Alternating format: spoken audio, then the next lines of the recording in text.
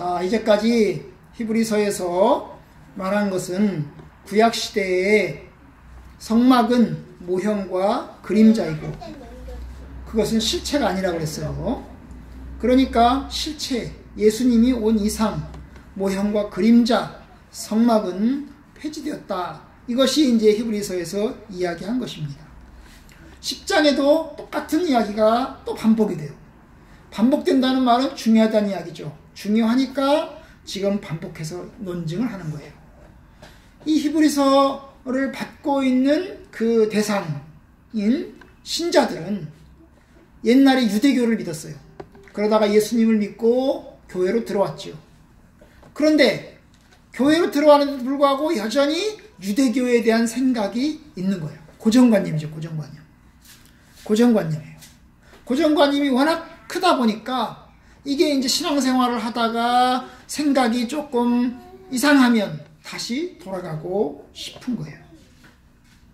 참, 그러니까 한 사람의 고정관념을 깨기가 그렇게 어려운 거예요. 유대교의 뿌리 깊은 그 고정관념을 걷어내기가 힘든 거예요. 수십 년 동안 그 관념, 그 구약제사에 매여서 살아왔으니 이것을 걷어내는 것이 얼마나 어려운가 하는 것을 보게 돼요. 우리도 마찬가지죠. 우리도 이제 우리 이전의 시대에 살았던 가르침들이 있어요.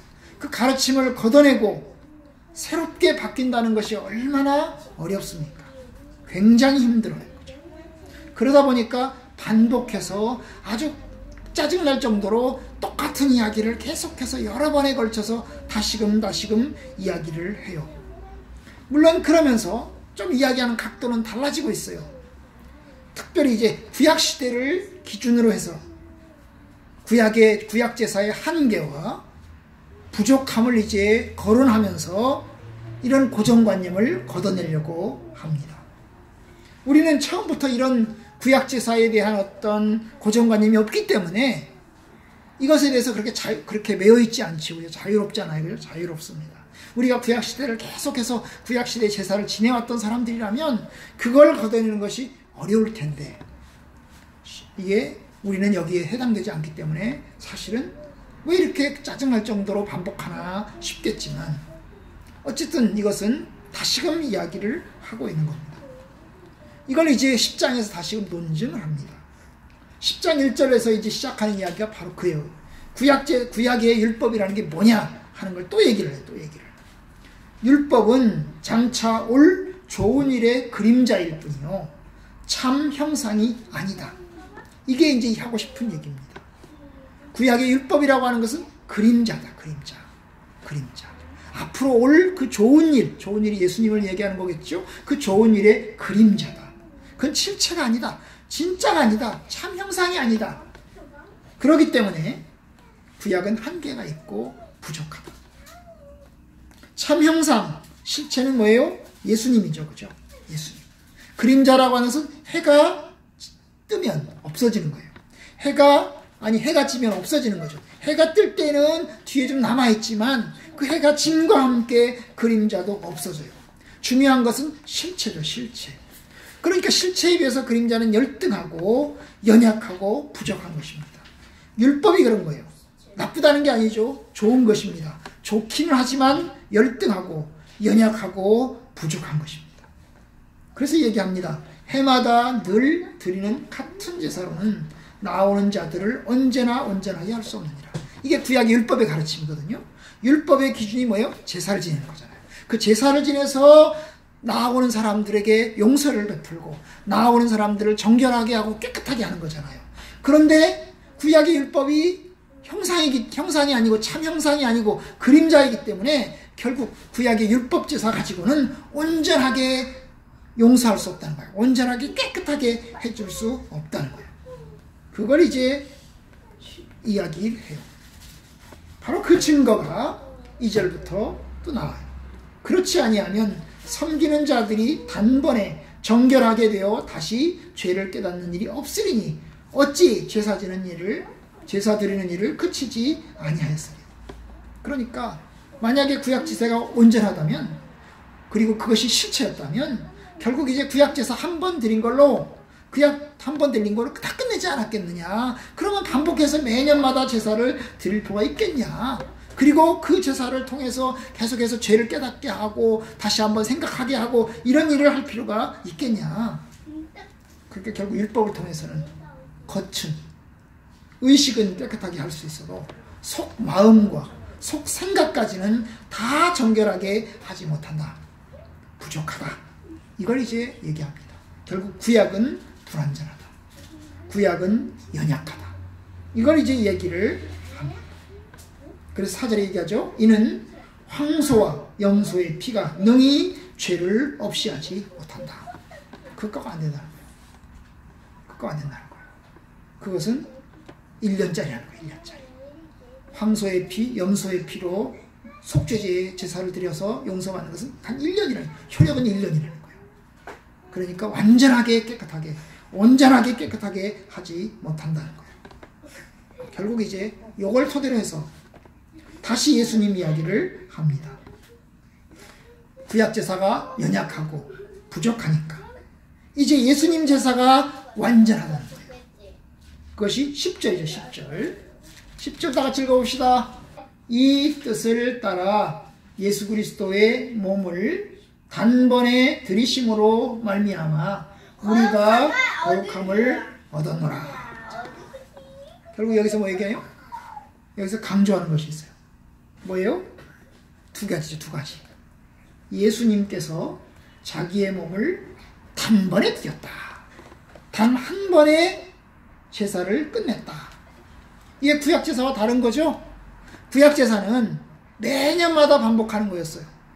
그러니까 매년마다 똑같이 제사를 드렸다. 똑같이 제사를 드려요.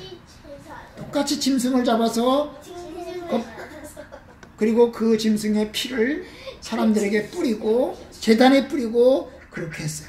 반복해서 하는 거죠. 그런데 예수님은 어떻게 해요? 예수님은 반복하지 않아요. 했다가 하고 또 하고 또 하고 하지 않아요. 한 번 십자가에 못 박혀 죽으신 것으로 단 한 번으로 끝내셔요. 단 한 번으로 끝내셔요. 완전한 제사를 드린 것입니다. 이제 다시금 그 제사를 또 할 필요가 없어요. 그래서 12절도 또 얘기를 해요. 오직 그리스도는 죄를 위하여 한 영원한 제사를 드리시고 한 번에 단 한 번에 영원한 제사를 드린다. 그러니까 영원이라는 거예요. 한 번 제사를 지낸 것 가지고 영원히 효력이 간다는 거예요. 한 번 제사를 가지고 효력이 계속해서 영원히 간다는 거예요. 또 하나의 강조가 뭘까요? 또 하나의 강조는 예수님의 제사로 온전하게 한다는 거예요. 구약의 제사로 온전하게 못한다고 그랬어요. 그죠? 구약의 제사로는 온전하게 못해요. 완전하게 용서하지 못해요. 완전하게 그들의 생각과 그들의 어떤 마음과 이런 것까지 다 깨끗하게 하지 못해요. 그냥 의식적으로 껍데기만 깨끗하게 해요. 왜요? 피를 어디다 뿌려요?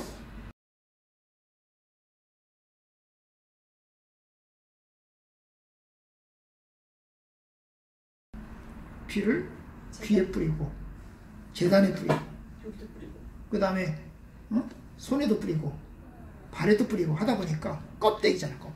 마음을 뿌릴 수 없잖아요. 마음은 못 들어가잖아요. 피가 마음속에 뿌릴 수 있는 건 아니잖아요.